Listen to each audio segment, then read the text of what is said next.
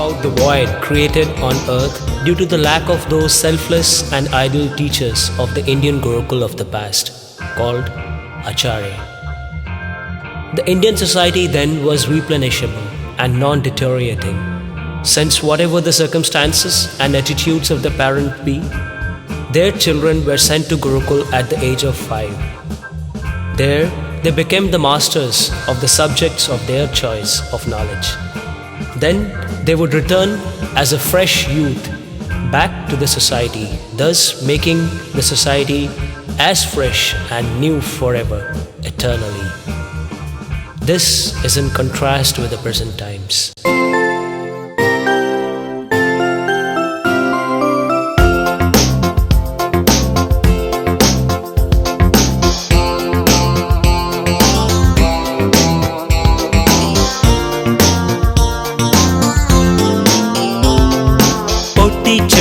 Oh teacher, we love you. Oh teacher, oh teacher, oh teacher, we love you. Oh teacher, we can... हमारे देश में ऐसे ऐसे कोहिनूर है, ऐसे ऐसे हीरे हैं, जवाहरात हैं, जो जिससे पूरे दुनिया में लोगों ने जब जब जाना है उन लोग बड़े बड़े महान हुए हैं। तो वही सब कोहिनूरों को जो संस्कृत में है उसको मैं तुम लोगों को पढ़ूंगा और उसका मीनिंग बताऊंगा।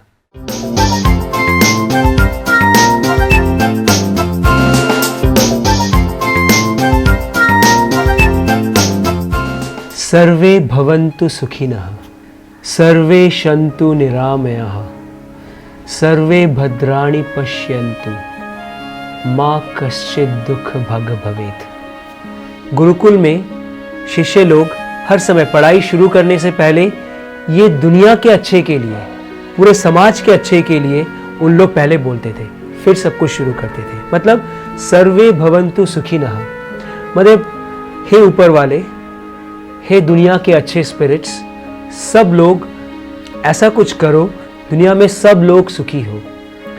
सर्वे सन्तु निरामयाः, माने सबको अच्छा स्वास्थ्य मिले, सब निरोगी रहे। सर्वे भद्राणि पश्यन्तु, सभी को दिखे, सिर्फ अच्छा ही अच्छा दिखे, अच्छा ही अच्छा वो सब करे उसके चारों तरफ कि उसको सब अच्छा ही अच्छा दिखे। फिर सभी लोग दुख से, परेशानियों से आजाद हो जाए, किसी का कोई दुख परेशानी ना रहे। ये बोल के हम लोग, ये दुनिया के लिए ये करके, ये बोल के सबके लिए, चाहे वो कोई भी हो, चाहे मेरा अपना हो, चाहे मेरा पराया हो, चाहे कोई भी हो, सबके लिए ये बोल के, सब जानदार के लिए ये बोल के हम लोग गुरुकुल का पढ़ाई शुरू करते हैं।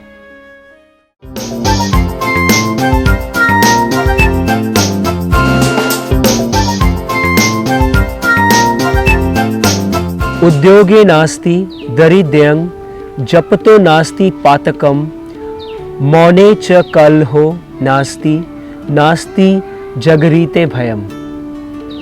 गरीबी हटाने का अचूक उपाय है परिश्रम। जो इंसान परिश्रमी होता है, मेहनती होता है, वो कभी गरीब नहीं रहता है, वो कभी भूख से नहीं मरता है, वो कुछ ना कुछ करके अपने आप को, अपना पेट और अपने परिवार का पेट पाल ही लेता है। एक सिंह है, एक शेर है, शेर जंगल का राजा है, उसे शायद परिश्रम ना करने की ज़रूरत पड़े, लेकिन शेर को भी अपने खाने के लिए अपने गुफा से निकल के उसको भी जाना पड़ता है। वो जाता है, शिकार करता है, तभी उसको खाना मिलता है। वो अगर घर में बैठा रहे तो जंगल के सब प्रजा लोग आके उसको देंगे नहीं। इसी तरह से जब कोई झगड़ा होता है, किसी दो आदमी के बीच में जब झगड़ा होता है, झगड़े को रोकने का तरीका है जवाब नहीं देना। अगर तुम झगड़े में जवाब दे रहे हो, उसने झगड़ा किया, तुम भी झगड़ा कर रहे हो, कोई किसी से कम नहीं जा रहा है, तो झगड़ा कभी रुकेगा नहीं। एक जने अगर चुप हो जाए तो झगड़ा रुक जाएगा। जो इंसान सावधान रहता है, जो इंसान चौकन्ना रहता है, उसके ऊपर कभी मुसीबतें नहीं आती। अगर सोचो तुम सावधान नहीं हो, मच्छरदानी लगा के नहीं सोया, तो मच्छर काटेंगे, मलेरिया हो सकता है। तुम अगर अपने चारों तरफ अगर पानी को अगर साफ नहीं करोगे तो बीमारियां फैल सकती है।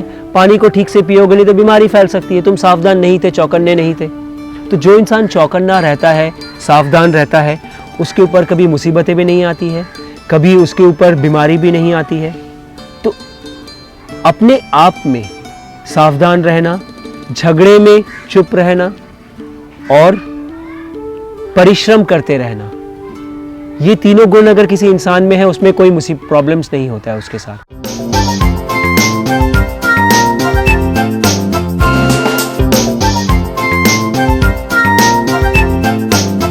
अधमा धनमिच्छन्ति धनमानौ च मध्यमाः उत्तमा मन्नमिच्छन्ति मानो ही महतांग धनाम। इस श्लोक में ये कहा गया है कि जो अधम प्रकृति के इंसान होते हैं, देखो 3 टाइप के इंसान होते हैं। एक होते अधम, एकदम खराब, एक होता है मध्यम जो बीच के हैं, और एक होता है उत्तम जो सबसे अच्छे हैं।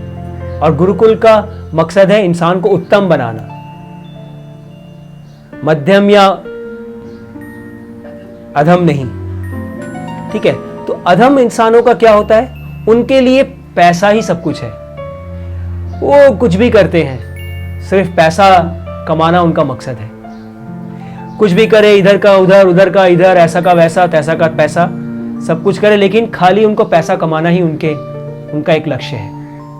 पैसे के सामने कुछ नहीं देखते, खून कर देते हैं, ये कर देते हैं, खराब कर देते हैं, स्मगलिंग कर लेते हैं, डाका चोरी वोरी जो कुछ करना होता है कर देते हैं। वो एकदम अधम प्रकृति के लोग हैं। तुम अधिकतर देखो, आजकल अधिकतर लोग अधम प्रकृति के लोग होते हैं, और खास तौर पे जो बहुत अमीर है, जो बहुत पॉपुलर हैं, सुपरस्टार्स है, अधिकतर अधम प्रकृति के लोग होते हैं। उन लोग अपना चीज मेंटेन करने के लिए तो किसी का खून भी कर देंगे, किसी का खराब ही कर देंगे, तो वो अधम प्रकृति के लोग हैं। स्वाभाविक है, कलयुग है, कलयुग में तो जो कलयुगी होगा वही सबसे आगे होगा, जो संत होगा, जो अच्छा होगा, वो एकदम पीछे कहीं पे बैठा होगा। अब मध्यम प्रकृति के लोग कौन होते हैं? मध्यम प्रकृति के जो लोग होते हैं उनके लिए पैसा सबसे ज्यादा इंपॉर्टेंट होता है, लेकिन इज्जत भी, मान भी इंपॉर्टेंट होता है। वो चाहते हैं पैसा भी कमाए लेकिन अपना इज्जत ना कमाए।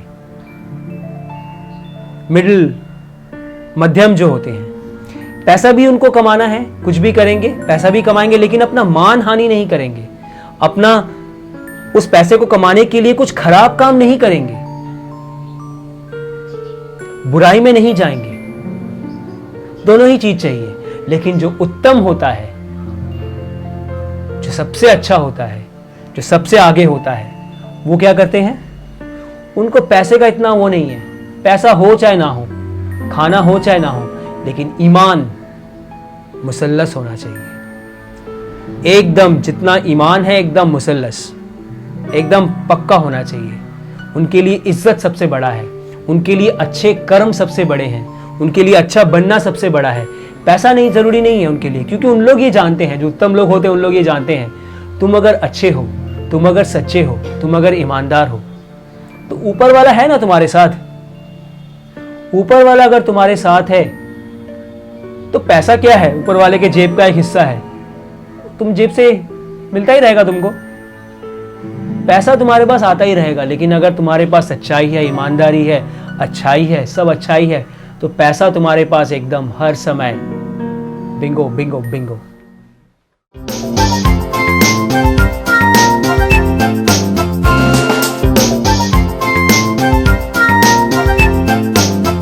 एको नास्पि सुवृक्षेन पुष्पितेन सुगंधिना वासीतं तद्वनं सर्वं सुपुत्रेन कुलं यथा।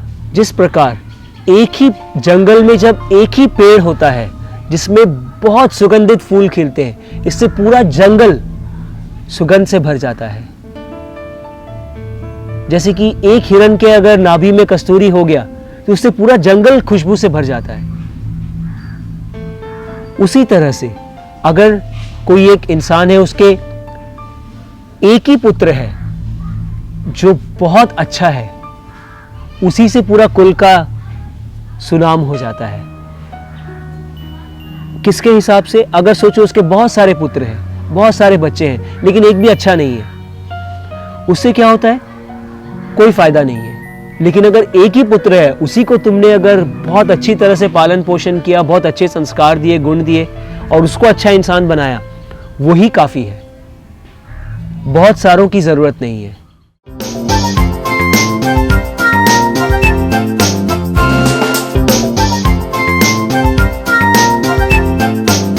मूर्ख शिष्योपदेशेन दुष्ट स्त्री भरणेन च दुखितः संप्रयोगेन पंडितोप्यवसीदति। मूर्ख शिष्य को उपदेश देना, दुष्ट या खराब चरित्र वाली औरत का भरण पोषण करना, जो दुखी है उनके साथ रहना, इससे क्या होता है, बुद्धिमान व्यक्ति जो होता है ना, उसको भी कष्ट होता है।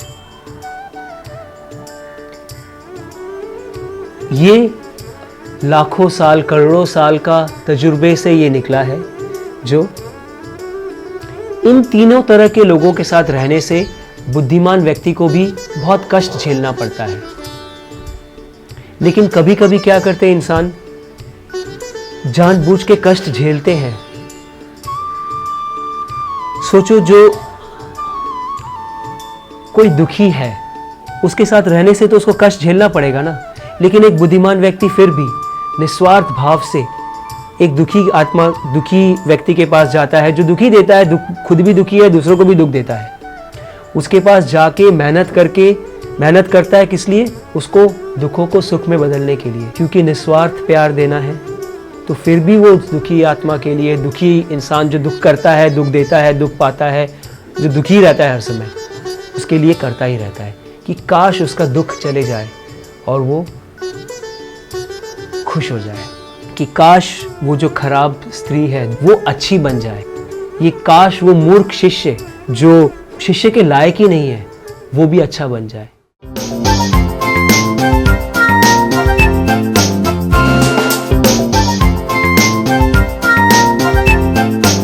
मूर्खस्तु परिहर्तव्यः प्रत्यक्षो द्विपदः पशुः विद्यते वाक्यशल्येन अदृष्टः कंटकं यथा।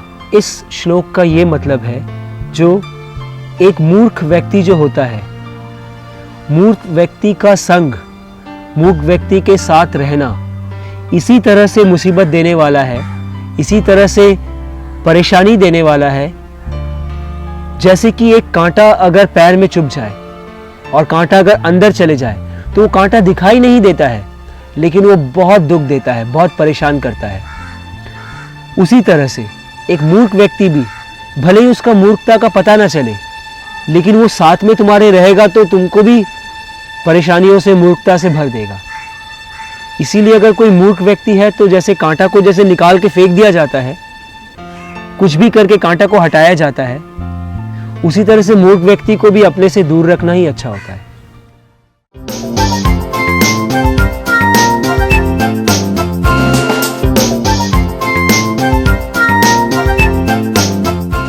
दुष्टा भार्या शठंग मित्रं भृतश्चोत्तरदायकः ससर्पे च गृहे वासो मृत्युरेव न संशयः। जिस आदमी की बीवी दुष्ट होती है, खराब होती है, जिसके मित्र नीच स्वभाव के होते हैं, उसके मित्र बड़े नीच स्वभाव के होते हैं, उन लोग अच्छाई का मर्म नहीं देते, अच्छाई को केयर नहीं करते, तुम्हारे साथ बुराई ही करते हैं, और जिसके नौकर चाकर जवाब देने वाले होते हैं, जिसके घर में जो नौकर चाकर होते हैं, जो उसके घर में पैसा लेते हैं किसी काम के लिए, उन लोग मालिक को जवाब देते हैं, उन लोग मालिक से तर्क करते हैं, बहस करते हैं, जवाब देते हैं। और जिसके घर में सांप रहता है तो उसको बाहर से दुश्मनों की जरूरत नहीं, घर में ही उसके सारे दुश्मन भरे हुए हैं, तो उसको बाहर मरने की क्या जरूरत है, घर में ही मर जाएगा। घर में लोग शांति चाहते हैं, घर में लोग अच्छाई चाहते हैं, लेकिन उसको तो घर में ही मरने का आसार सब नजर आता है।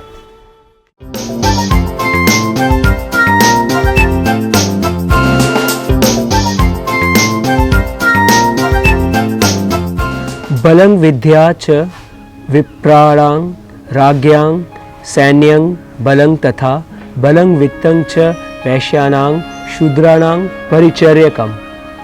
हर एक इंसान का कोई ना कोई शक्ति होता है, कोई ना कोई ताकत होता है, बिना ताकत के कोई भी इंसान जिंदा नहीं रह पाता है। जैसे कि एक ब्राह्मण होता है, ब्राह्मण माने जो पढ़ाता है, जो ज्ञान देता है। असली में आजकल के ब्राह्मणों के बारे में नहीं बोल रहा हूँ मैं, जो सच में जो ब्राह्मण होता है, जो पढ़ाता है, जो अच्छे ज्ञान देता है, उसका जो बल है, उसका जो ताकत है, उसका जो शक्ति है, वो है ज्ञान, उसका पढ़ाई, उसका शिक्षा, उसका तालीम। उसी तरह से जो क्षत्रिय होता है, जो राजा होता है, उसका बल होता है उसका सेना। उसके पास अगर सेना अगर ताकतवर है तो वो कोई भी युद्ध जीत सकता है। उसी तरह से जो वैश्य होता है, उसका ताकत होता है उसके पास जो धन है, उसके पास जो पूंजी है, क्योंकि अगर पूंजी नहीं होगा तो वो कुछ भी नहीं कर सकेगा, कोई भी व्यापार नहीं कर सकेगा, कोई भी बिजनेस नहीं कर सकेगा। उसी तरह से जो शूद्र होता है, उसका जो बल होता है, उसका ताकत होता है उसके द्वारा किए गए सेवा कर्म।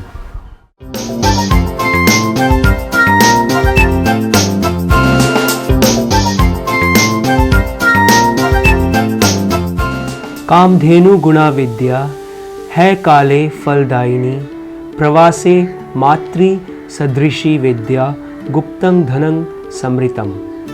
ये जो विद्या होती है, ज्ञान, एजुकेशन नहीं, ज्ञान, विद्या, ये विद्या को चाणक्य ने कामधेनु गाय के जैसे बताया है। जो गाय, उससे हम जो भी चाहें, जो भी उस गाय से हम चाहें, वो गाय वो देती थी।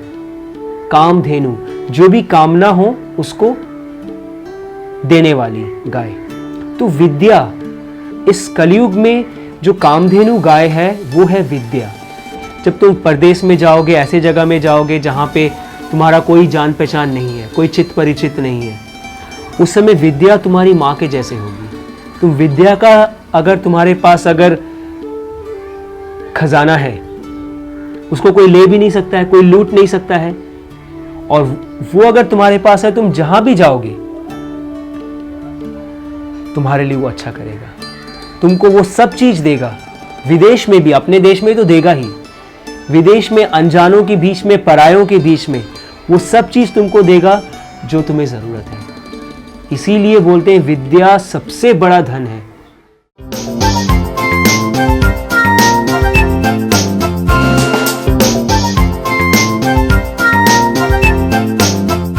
परोक्षे कार्यहंतारं प्रत्यक्षे प्रियवादिनं विरजयत तादृशं मित्रं विषकुंभं पयोमुखम।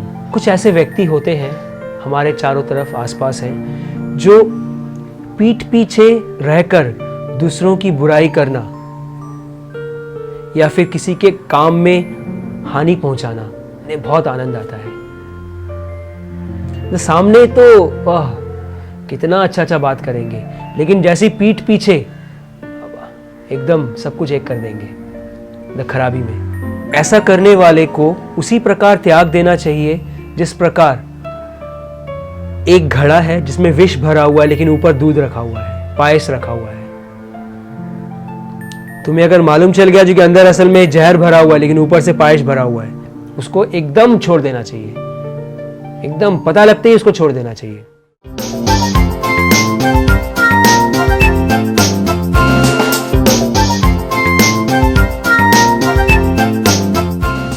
अपुत्रस्य गृहं शून्यं दिशः शून्यस्तव बांधवः मूर्खस्य हृदयं शून्यं सर्वशून्या दरिद्रता।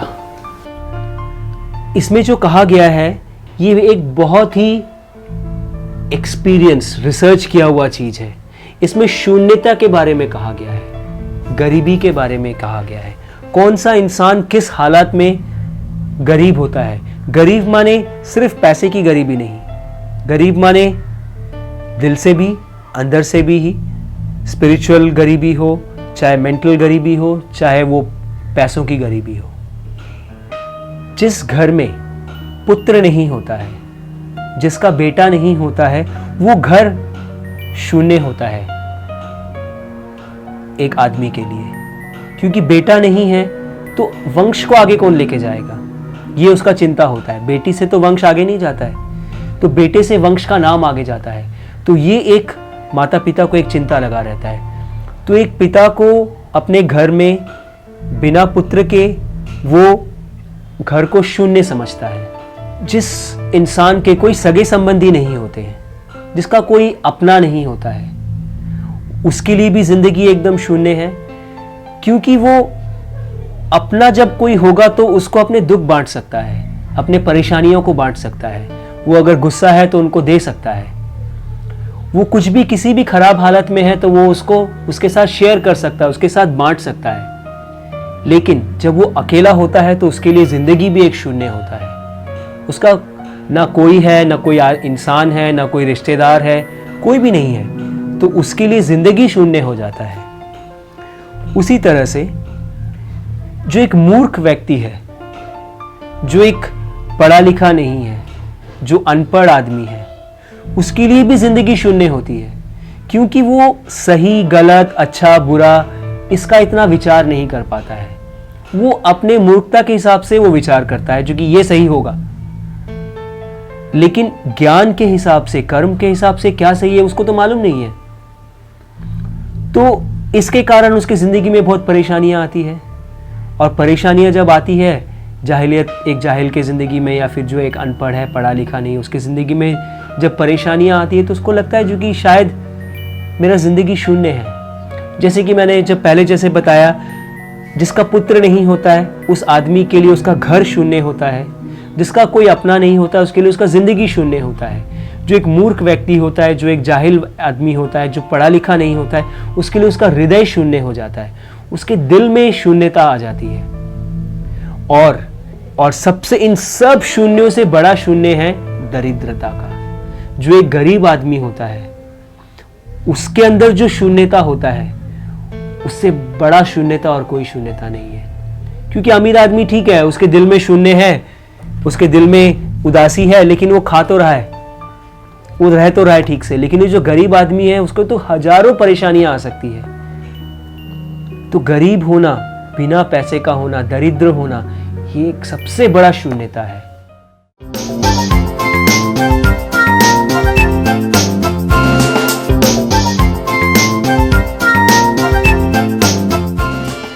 न विश्वसेत कुमित्रे च मित्रे चास्पि न विश्वसेत कदाचित कुपितं मित्रं सर्वं गृहं प्रकाशयेत। निकृष्ट मित्र पर विश्वास करने की बात तो दूर, अच्छे मित्र के संबंध में भी ये कहा गया है, जो अच्छे मित्र पर भी पूरी तरह से एक बार में विश्वास मत कर लो।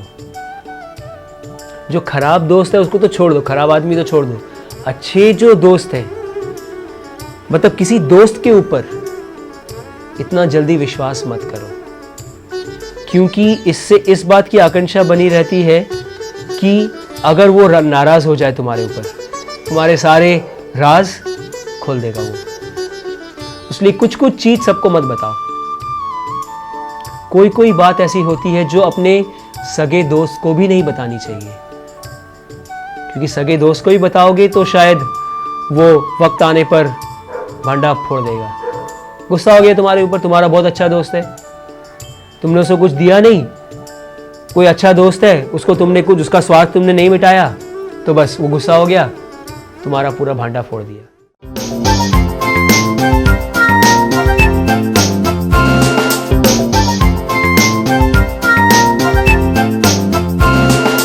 था महान जब भारत अपना, चाणक्य थे टीचर अपने, अब ना वो टीचर रहे, ना रहा